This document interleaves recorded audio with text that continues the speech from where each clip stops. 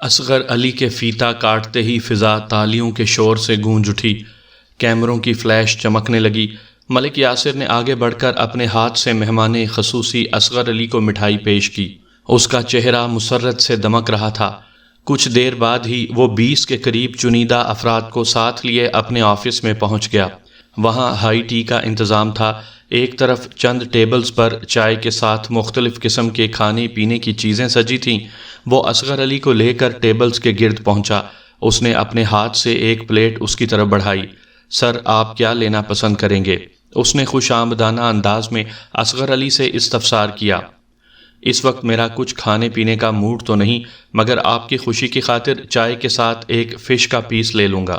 اس کے انداز میں نخوت نمایاں تھی۔ اصغر علی ایک ابھرتی ہوئی سیاسی پارٹی کا نمائندہ تھا اور یاسر اس پارٹی کا کارکن۔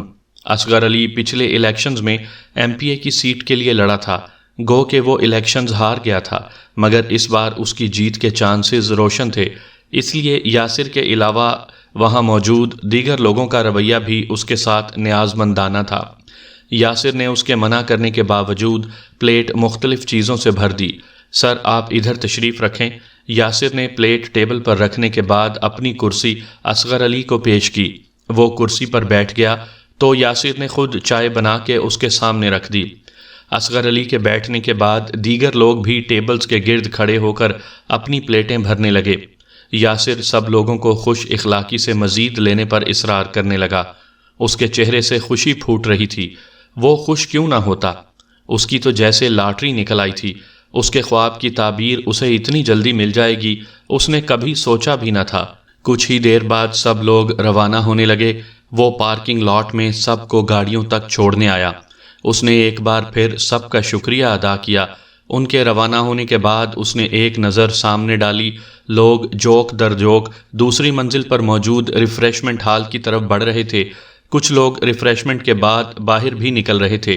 ان کے چہروں پر آسودگی دیکھ کر یاسر کو بھی سکون کا احساس ہوا۔ نچلی منزل پر موجود کیش اینڈ کیری بھی لوگوں سے بھرا ہوا تھا۔ اس نے تمام چیزوں پر افتتاحی دن خصوصی ڈسکاؤنٹ دیا تھا۔ یہ ڈسکاؤنٹ اگلے 3 دن جاری رہنا تھا۔ ڈسکاؤنٹ کے علاوہ اس نے 3 دن میں 5000 سے زائد شاپنگ کرنے والے لوگوں کے لیے ایک کار بطور انعام بھی رکھی تھی۔ یہ کار قرعہ اندازی کے ذریعے کسی ایک خوش نصیب کی ملکیت بنتی۔ شاپنگ کرنے والے لوگوں کے چہرے پر حیرت کے ساتھ خوشی چھائی ہوئی تھی۔ ان کا مشاہدہ کرنے کے بعد وہ اپنے آفس میں آ گیا۔ اس نے مینیجر کو بلوایا۔ ہاں بھائی، سب ٹھیک چل رہا ہے نا؟ ریفریشمنٹ کی مد میں کوئی چیز کم نہیں ہونی چاہیے۔ اس کے انداز میں تحکم نمایاں تھا۔ سر، آپ بے فکر رہیں، گو کہ لوگ ہماری توقع سے کہیں زیادہ آئے ہیں، لیکن انشاءاللہ کوئی شخص ریفریشمنٹ کے بغیر نہیں لوٹے گا۔ مینیجر مؤدب انداز میں بولا۔ اوکے، تم جا کے لوگوں کو دیکھو، اور ہاں، افتتاح کے موقع پر لی گئی تصاویر مجھے واٹس ایپ کر دینا۔ اس کے جانے کے بعد یاسر خوشی کے عالم میں گنگنانے لگا۔ اس وقت وہ یہ نہیں جانتا تھا کہ کچھ دیر بعد ہی اس کی خوشی ایک گہرے شوق میں بدلنے والی ہے۔ یاسر کی عمر 45 سال کے قریب تھی، لیکن چھریرے جسم اور تر و تازہ چہرے کی بدولت وہ اپنی عمر سے کہیں کم دکھتا تھا۔ اس نے چھوٹی سی تراشیدہ داڑھی رکھ چھوڑی تھی۔ کہتے ہیں کہ دولت جب آتی ہے تو ساتھ گنجا پن بھی ساتھ لاتی ہے، لیکن وہ اس معاملے میں خوش قسمت رہا تھا۔ اس کے سر پر اب بھی گھنے بال تھے۔ اس کے سر اور داڑھی کے بال گو کے آدھے سے زیادہ سفید ہو چکے تھے، لیکن ڈائی کرنے کے بعد وہ یک رنگ ہو چکے تھے۔ اس نے سیاہ سوٹ اور سفید شرٹ پہن رکھی تھی۔ سوٹ کے ساتھ اس نے سیاہ و سفید کی دھاری دار ٹائی بھی باندھ رکھی تھی۔ 3 ماہ قبل اسے جاننے والے لوگ اسے اس حلیے میں دیکھتے تو شاید پہچان ہی نہ پاتے۔ 3 ماہ پہلے وہ ایک جنرل سٹور کا مالک تھا۔ سٹور پر وہ خاصا مصروف رہتا تھا، جس کی وجہ سے وہ خود پر دھیان ہی نہ دے پاتا۔ پچھلے کچھ عرصے میں قرب و جوار میں ہی وہ کیش اینڈ کیری کھلنے کے بعد سٹور کی سیل میں نمایاں کمی دیکھنے میں آئی تھی۔ یہ امر اس کے لیے پریشانی کا باعث تھا۔ وقتی طور پر اس نے منافع پورا رکھنے کے لیے ایک سیلز مین کی چھٹی کر دی، لیکن یہ کوئی مستقل حل نہیں تھا۔ وقت بدل رہا تھا اور ساتھ ہی لوگوں کی ترجیحات بھی بدل رہی تھیں۔ اب لوگ جنرل سٹورز پر گھنٹوں کھڑے رہ کر سیلز مینز کے ساتھ مغز ماری کرنے کے بجائے کیش اینڈ کیری کی طرف راغب ہو رہے تھے۔ وہاں لوگ سکون سے اپنی من پسند اشیاء زیادہ مناسب ریٹ پر خرید سکتے تھے۔ کیش اینڈ کیریز کھلنے سے مستقبل کے اندیشے اسے تنگ کرنے لگے تھے۔ وہ ویسے بھی دور تک سوچنے کا عادی تھا۔ وہ جانتا تھا کہ اب اپنے اسٹور کے ذریعے وہ کبھی اتنا منافع حاصل نہیں کر سکتا تھا جتنا کیش اینڈ کیریز کھلنے سے پہلے کرتا تھا، بلکہ مستقبل میں اس منافع میں مزید کمی آنے کے چانسز تھے۔ اس مسئلے کا اس کے پاس ایک ہی حل تھا کہ وہ بھی کیش اینڈ کیری کھول لیتا، مگر اس کے لیے درکار سرمایہ کا حصول اس کے لیے درد سر بن گیا۔ اس نے اپنے دوستوں اور عزیزوں سے ادھار رقم حاصل کرنے کی کوشش کی، پارٹنرز ڈھونڈے مگر بے سود۔ وہ ان دنوں ہر وقت اسی فکر میں غلطاں رہتا تھا۔ قریب تھا کہ وہ اپنے خواب سے دستبردار ہو جاتا کہ اسے غیبی مدد میسر آ گئی۔ اسے یکدم ہی اتنی رقم مل گئی جس کی بدولت اس نے 3 ماہ میں ہی اپنے خواب کی تعبیر حاصل کر لی۔ اس کے سیل پر واٹس ایپ کی بیپ بجی تو وہ چونک کر اپنے خیالوں سے باہر آیا۔ اس نے فوراً واٹس ایپ کھولا۔ اس کا خیال تھا کہ مینیجر نے تصاویر بھیجی ہوں گی، مگر اسکرین پر ایک انجان نمبر چمک رہا تھا۔ اس نمبر سے اسے تصاویر ہی موصول ہوئی تھیں۔ اس نے تصاویر کھولی۔ پہلی ہی تصویر دیکھ کر اسے اتنے زور کا جھٹکا لگا کہ اس کے ہاتھ سے سیل چھوٹ کر گر گیا۔ وہ آنکھیں پھاڑ پھاڑ کر سیل کو ایسے گھورنے لگا جیسے اس نے کوئی بھوت دیکھ لیا ہو۔ Rashid Abbasi hardware, paints and sanitary store کے آفس میں بیٹھا سیل کے ساتھ مصروف تھا۔ اس کے سرخ و سفید چہرے پر فکر و تردد کے تاثرات تھے۔ وہ 40 سال کا ایک وجیح اور اسمارٹ شخص تھا۔ سلکی اور سیدھے بال اسے ایک ہیرو کی سی لک دیتے تھے۔ اوپر سے اس کا قد کاٹ بھی اچھا تھا۔ باقاعدگی سے جم جانے کی وجہ سے اس کے جسم پر ابھی کہیں بھی چربی کی تہ نمودار نہیں ہوئی تھی۔ وہ انتہا کا خوش لباس تھا۔ اس وقت بھی وہ لٹھے کا سفید سوٹ پہنے ہوا تھا۔ اوپر کالے رنگ کی واسکٹ اس پر جچ رہی تھی۔ دیکھنے میں ہی وہ معاشرے کا ایک معزز فرد لگ رہا تھا۔ یہ اسٹور اس نے اپنے کزن ساجد عباسی کے ساتھ مل کر حال ہی میں کھولا تھا۔ اسٹور 2 حصوں پر مشتمل تھا۔ سامنے ڈسپلے سینٹر تھا، جبکہ عقبی حصہ گودام کے طور پر استعمال ہوتا تھا۔ اسٹور میں ہارڈ ویئر، پینٹس اور ٹائلز کے علاوہ کچن اور واش روم ایکسیسریز کی جدید ترین بے شمار ورائٹی موجود تھی۔ وہ زیادہ تر ہول سیل ڈیل کرتے تھے۔ اسٹور کے سامنے والے حصے میں ایک چھوٹا سا دفتر بھی بنا ہوا تھا جس میں اس وقت وہ بیٹھا ہوا تھا۔ وہ واٹس ایپ پر یاسر کے کیش اینڈ کیری کے افتتاح کی تصاویر دیکھ رہا تھا۔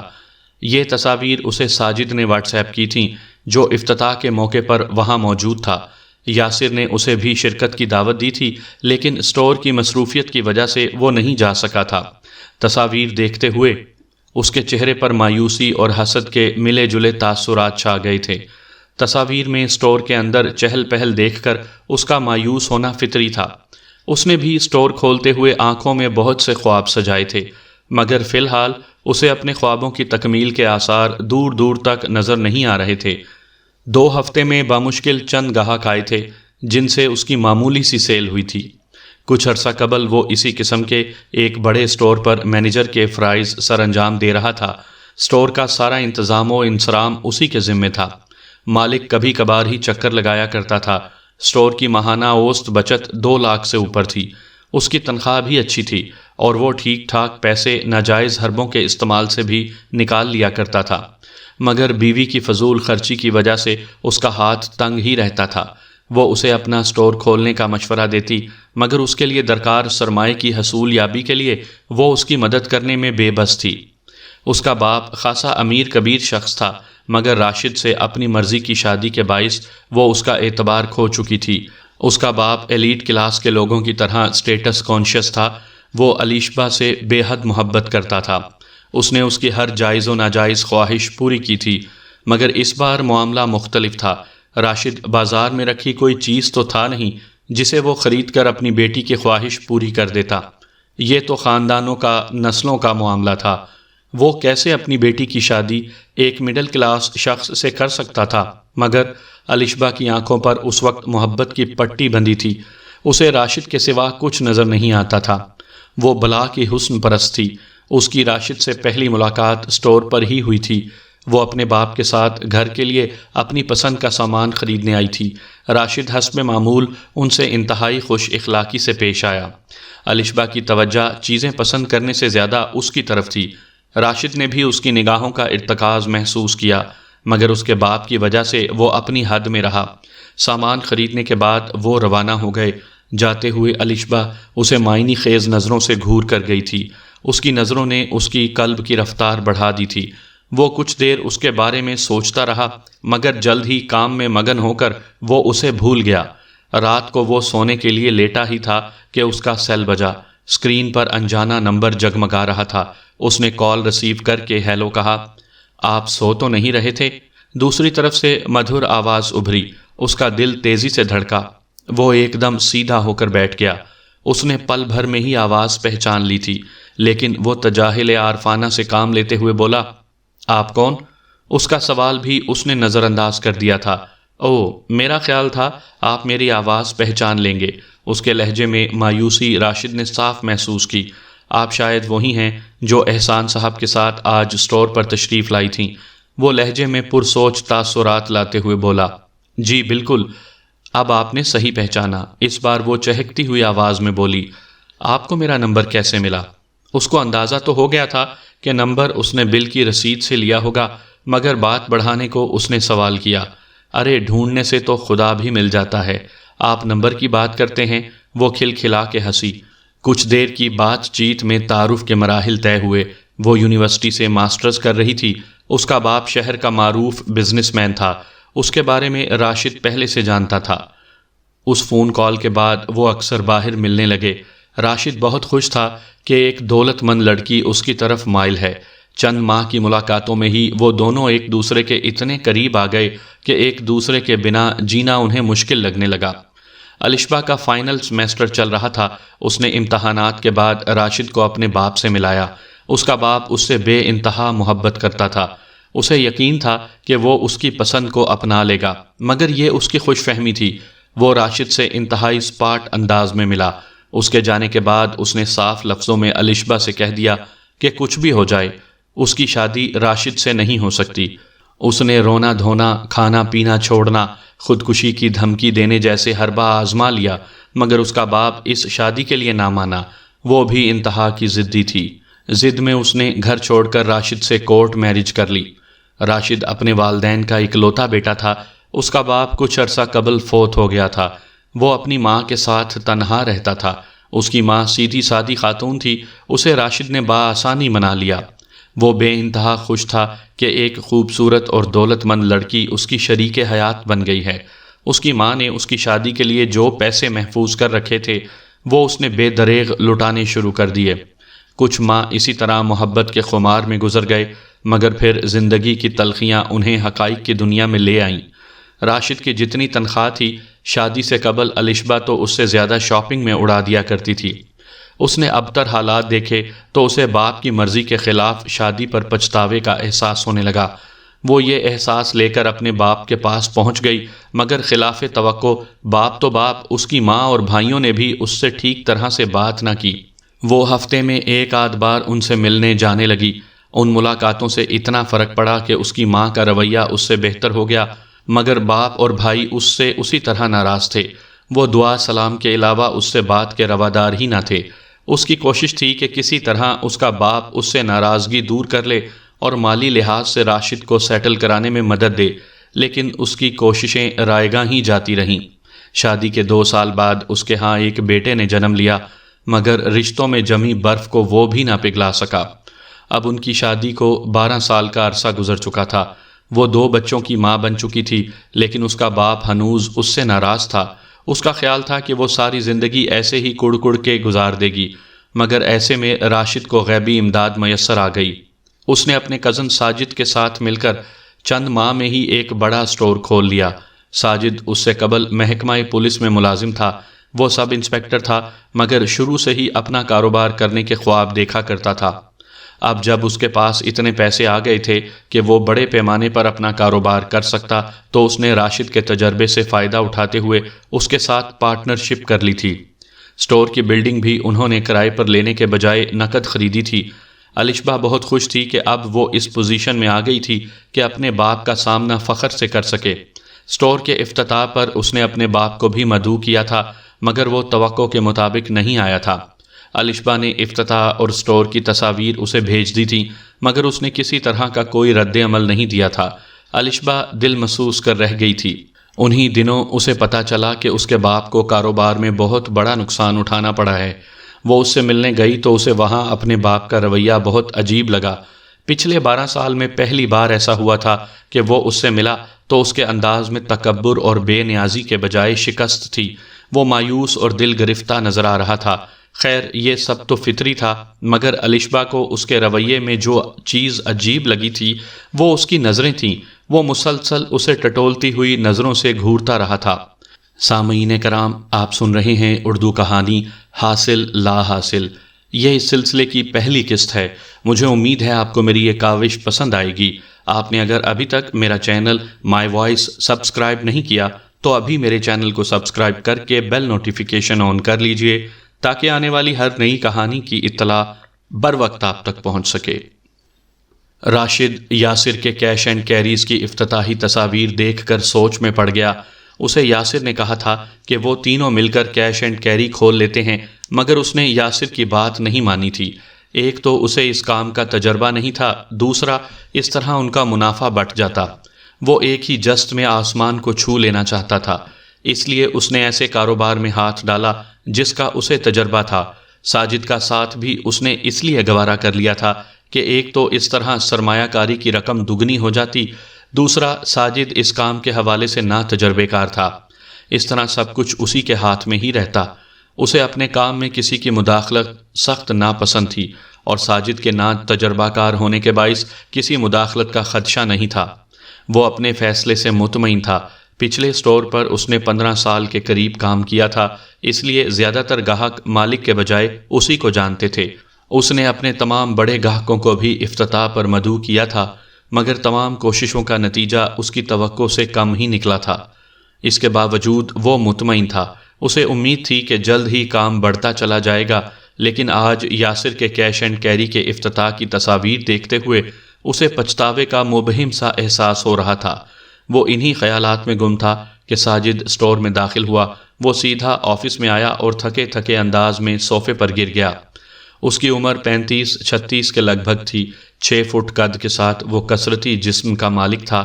وہ ہر وقت چاق و چوبند نظر آتا تھا، اس لیے اس وقت اسے تھکے ہوئے انداز میں صوفے پر گرتے دیکھ کر راشد کو حیرانی ہوئی۔ کیا ہوا؟ لگتا ہے بہت تھک گئے ہو، یاسر نے اسے تعجب سے دیکھتے ہوئے سوال کیا۔ ہاں یار، وہ کمینہ یاسر تو بڑا کامیاب رہا، پہلے ہی دن لاکھوں کی سیل ہو گئی اس کے سٹور کی، اور ایک ہم ہیں کہ 2 ہفتے سے ادھر بیٹھ کر محض مکھیاں اڑا رہے ہیں۔ اس کے لہجے میں حسد تھا۔ فکر کیوں کرتے ہو؟ وہ پورے دن میں جتنے کمائے گا ہم اس سے زیادہ ایک گاہک سے کما لیا کریں گے، راشد تسلی آمیز انداز میں بولا۔ لیکن کب؟ میں تو اب تمہارے ساتھ پارٹنرشپ کر کے پچھتا رہا ہوں۔ اس سے تو بہتر تھا کہ میں یاسر کی بات مان لیتا اور اس کے ساتھ شامل ہو جاتا۔ اس کے چہرے پر جھنجھلاہٹ کے تاثرات چھائے ہوئے تھے۔ تم کیوں نہیں سمجھ رہے ہو کہ ہمارے اور اس کے کاروبار کی نیچر الگ طرح کی ہے؟ وہ نرمی سے بولا۔ جو بھی ہے، مجھے لگتا ہے کہ پولیس کی نوکری سے استعفیٰ دے کر میں نے غلطی کی۔ ادھر کم از کم ہر ماہ لگی بندی رقم تو مل جاتی تھی، اور اس رقم کے علاوہ بھی ٹھیک ٹھاک کمائی کے مواقع تھے۔ روب اور دبدبہ الگ تھا، ادھر تو نری ٹینشن ہے۔ وہ ٹانگ پر ٹانگ رکھے بیزاری سے بولا۔ تم یہ کیوں بھول رہے ہو کہ اس کاروبار میں تم نے جو رقم شامل کی وہ میرے ہی آئیڈیا کی بدولت تمہیں ملی تھی، راشد نے اس بار چبھتے ہوئے لہجے میں کہا۔ خالی خولی آئیڈیا سے کیا ہوتا ہے، عمل تو میں نے ہی کیا تھا، وہ بھی طیش میں آ گیا۔ راشد جواب میں کچھ کہنے ہی والا تھا کہ اس کا سیل فون بجا۔ اس نے اسکرین پر نگاہ ڈالی اور کہا، یاسر کی کال ہے۔ ساجد نے اسے بیزاری سے دیکھا، تاہم کچھ کہا نہیں۔ راشد نے کال ریسیو کر کے ہیلو کہا۔ دوسری طرف کی آواز سن کر اس کے چہرے پر ہوائیاں اڑنے لگی۔ ساجد اس کے تاثرات دیکھ کر چونک گیا۔ تم مذاق تو نہیں کر رہے؟ یہ کیسے ممکن ہے؟ اس کو تو ہم نے اپنے ہاتھوں سے مارا تھا، وہ لرزاں آواز میں کہہ رہا تھا۔ ساجد اسے الجھن بھرے انداز میں دیکھنے لگا۔ نہیں، مجھے تو نہیں ملی۔ دوسری طرف کی بات سن کر راشد بولا۔ اس کی آواز لڑکھڑا رہی تھی۔ کیا ہوا؟ ساجد نے پوچھا، مگر اس نے ہاتھ اٹھا کر اسے چپ رہنے کو کہا۔ یہ کیسے ہو سکتا ہے؟ ہمارے سوا ادھر کوئی موجود ہی نہیں تھا، وہ تھوک نگلتے ہوئے کہہ رہا تھا۔ دوسری طرف کا جواب سن کر اس کے چہرے پر چھائی الجھن بڑھ گئی۔ اوکے، تم بھیجو، میں دیکھتا ہوں۔ اس نے کال کاٹی تو اس کے چہرے پر زردی کھنڈی ہوئی تھی۔ اس نے گلاس میں پانی بھرا اور گھٹا گھٹ پی گیا۔ خیریت تو ہے؟ ساجد نے تشویش آمیز انداز میں استفسار کیا۔ نہیں، لگتا ہے ہمارے خوابوں کو کسی کی نظر لگ گئی ہے، وہ کھوئے کھوئے انداز میں بولا۔ پہیلیاں نہ بجھواؤ یار، صاف بات کرو، ہوا کیا ہے؟ ساجد اس بار جھنجھلا گیا۔ اسی لمحے راشد کے سیل کی بیپ بجی۔ اس نے سیل اٹھایا اور دوسری طرف سے آنے والا پیغام دیکھنے لگا۔ اس کے چہرے پر چھائی زردی میں مزید اضافہ ہو گیا۔ ایسے لگ رہا تھا جیسے کسی نے اس کے چہرے سے سارا خون نچوڑ لیا ہو۔ اس نے سیل کی اسکرین ساجد کی طرف موڑ دی۔ اس نے سیل اس کے ہاتھ سے لیا اور دوسری طرف سے آنے والی تصاویر دیکھنے لگا۔ راشد اسے بغور دیکھ رہا تھا۔ اس کا خیال تھا کہ وہ یہ تصاویر دیکھتے ہی اچھل پڑے گا، مگر اس نے اپنے اعصاب پر قابو رکھا تھا۔ اس کے چہرے پر الجھن تو تھی لیکن خوف کا شائبہ تک نہ تھا۔ وہ سیل پر پرسوچ انداز میں تک رہا تھا۔ راشد اسے عجیب سی نظروں سے دیکھنے لگا۔ تم پریشان نہیں ہوئے؟ وہ اس کا بے خوف انداز دیکھ کر چبھتے ہوئے لہجے میں بولا۔ پریشانی سے کیا یہ مسئلہ حل ہو جائے گا؟ اس کے لہجے میں سنجیدگی تھی۔ مسئلہ تو ظاہر ہے نہیں حل ہوگا، مگر یہ دیکھ کے پریشانی تو فطری بات ہے۔ اس نے سیل کی طرف اشارہ کیا۔ تمہارے لیے ہوگی، میرے لیے نہیں۔ پولیس کی نوکری میں ہر طرح کی صورتحال میں اپنے اعصاب پر قابو رکھنا سیکھ چکا ہوں۔ وہ بے پرواہی کا اظہار کرتے ہوئے بولا۔ تمہارا کیا خیال ہے یہ تصاویر کس نے بنائی ہوں گی؟ ہمارے علاوہ تو ادھر کوئی موجود ہی نہیں تھا۔ راشد نے الجھن بھرے انداز میں سوال کیا۔ یاسر نے۔ ساجد کا جواب سن کر وہ اچھل پڑا۔ واہ انسپکٹر صاحب، کیا نتیجہ نکالا ہے آپ نے؟ وہ تو خود ان تصاویر میں موجود ہے، پھر وہ کیسے بنا سکتا ہے؟ اس نے طنزیہ لہجے میں کہا۔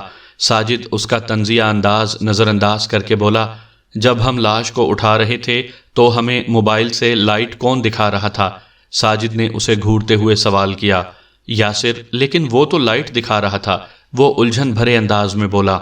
میرے خیال میں وہ صرف لائٹ نہیں دکھا رہا تھا بلکہ فلیش آن کر کے ہماری ویڈیو بنا رہا تھا، اور اب اس نے اس ویڈیو میں سے یہ تصاویر نکال کے تمہیں بھیجی ہیں۔ یار، یہاں تک تو تمہارا اندازہ ٹھیک ہو سکتا ہے، مگر ایسی صورت میں وہ خود ان تصاویر میں کیسے نظر آ رہا ہے؟ اس بار راشد جھنجھلا کے بولا۔ اس کا انداز دیکھ کر ساجد بھی تیز لہجے میں بولا، تھوڑا خود بھی دماغ استعمال کر لیا کرو۔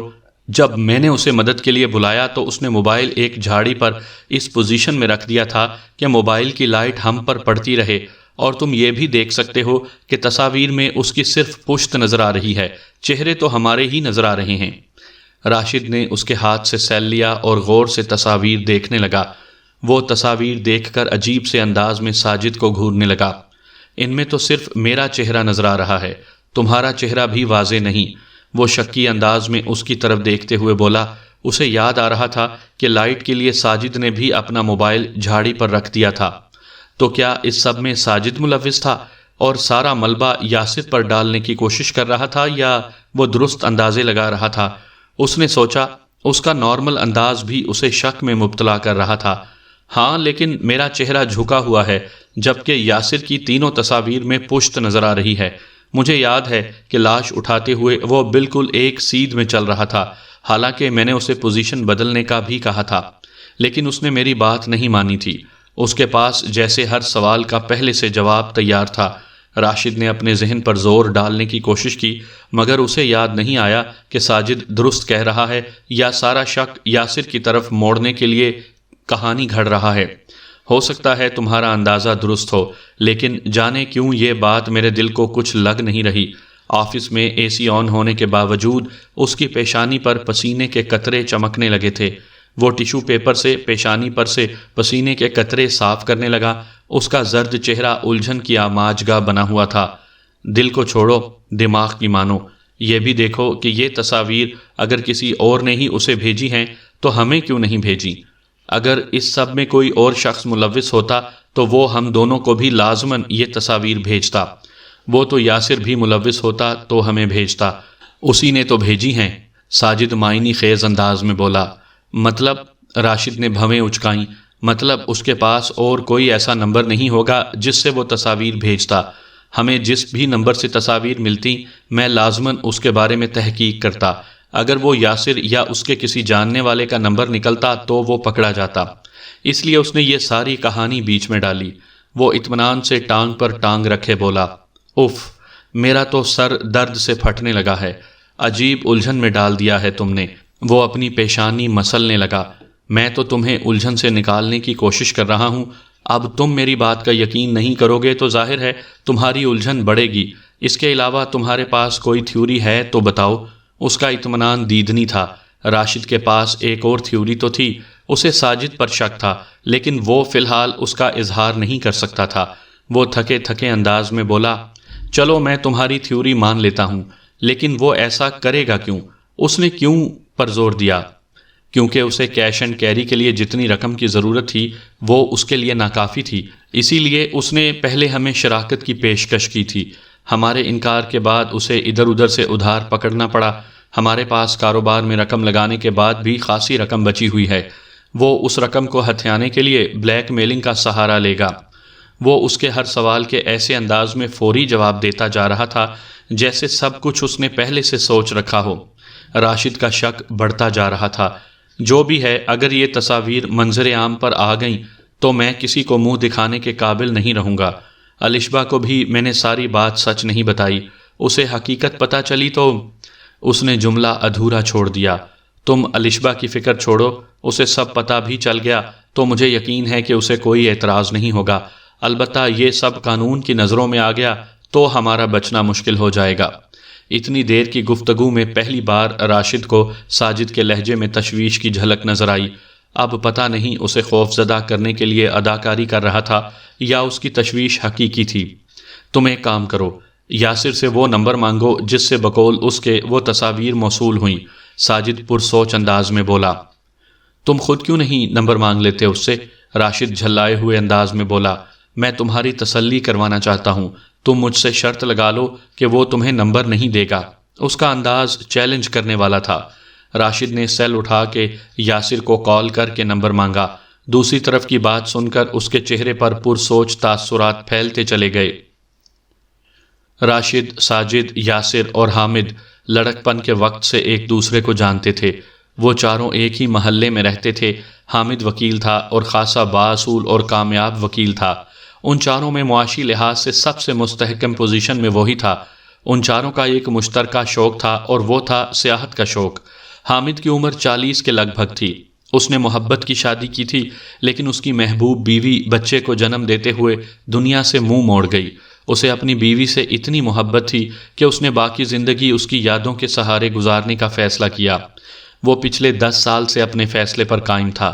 راشد اور یاسر کے لیے تو سیاحت کے لیے وقت نکالنا خاصا مشکل ہوتا تھا، تاہم ساجد اور حامد اکثر کئی دن کے ٹورز ارینج کر کے گھومنے نکل جایا کرتے تھے۔ کبھی کبھار کوئی ایک دن کا وہ پروگرام بناتے تو راشد اور یاسر بھی ان کے ساتھ شریک ہو جایا کرتے تھے۔ اس دن وہ تینوں مری گھومنے گئے تھے۔ ساجد کے پاس 86 کی کرولا تھی، باقی دونوں اسی کے ساتھ تھے۔ حامد گزشتہ ایک ہفتے سے کہیں گھومنے پھرنے نکلا ہوا تھا۔ ان کی واپسی رات گئے ہوئی تھی۔ رات تقریباً 1 بجے کا وقت تھا۔ وہ تینوں تھکے ہوئے تھے۔ یاسر اور راشد تو غنودگی میں تھے، جبکہ ساجد ڈرائیو کرنے کی وجہ سے جاگنے پر مجبور تھا۔ روڈ تقریباً ویران ہی تھی۔ وہ بروری سے کچھ آگے آیا ہی تھا کہ اس کی نظر روڈ کے کنارے کھڑی ایک منی پجارو پر پڑی۔ گاڑی کے عقبی شیشے پر ایک سٹیکر چسپاں تھا جس میں ایک شخص ہاتھ میں ترازو لیے بیٹھا تھا، جو کہ انصاف کی علامت سمجھا جاتا ہے۔ یہ سٹیکر حامد کی گاڑی کا ترائے امتیاز تھا۔ وہ حامد کی گاڑی دیکھ کر چونکا۔ حامد گاڑی کا بونٹ کھولے اس پر جھکا ہوا تھا۔ ساجد نے ہارن بجایا اور گاڑی سائیڈ پر روک لی۔ کیا ہوا؟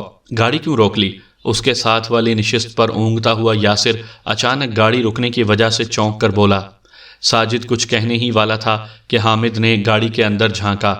واہ رے خدایا، ایک طرف تو اپنے بندے کو مشکل میں پھنسا دیتا ہے تو دوسری طرف اسے مشکل سے نکالنے کی کوئی سبیل بھی پیدا کر دیتا ہے۔ وہ ساجد سے ہاتھ ملاتے ہوئے خوش دلی سے بولا۔ یاسر حیرانی سے اسے دیکھنے لگا۔ تم ادھر کہاں سے آ ٹپکے؟ وہ مسافے کے لیے ہاتھ بڑھاتے ہوئے حیرت سے بولا۔ حامد نے بھی اس سے ہاتھ ملایا۔ بس بدقسمتی سے گاڑی کی ہیڈ لائٹس اچانک جواب دے گئیں، ایک تار جل گئی ہے۔ وہ عقبی سمت میں اپنی گاڑی کی طرف اشارہ کرتے ہوئے بولا، آ جاؤ ہمارے ساتھ ہی، کل کسی الیکٹریشین کو لے آنا۔ ساجد نے جمائی لیتے ہوئے کہا، 1 منٹ، میں اپنی گاڑی سے سامان نکال لاؤں اور گاڑی لاک بھی کر دوں۔ چند لمحوں میں ہی اس کی واپسی ہو گئی۔ وہ گاڑی کا عقبی دروازہ کھول کر بیٹھ گیا۔ پچھلی سیٹ پر نیم دراز راشد چونکا۔ وہ خاصی گہری نیند میں جا چکا تھا۔ حامد کو دیکھ کر وہ بھی حیران رہ گیا۔ وہ اس عجیب اتفاق پر بات کرنے لگے۔ اس وقت وہ یہ نہیں جانتے تھے کہ قدرت آج کسی خاص کہانی کے تانے بانے بن رہی ہے۔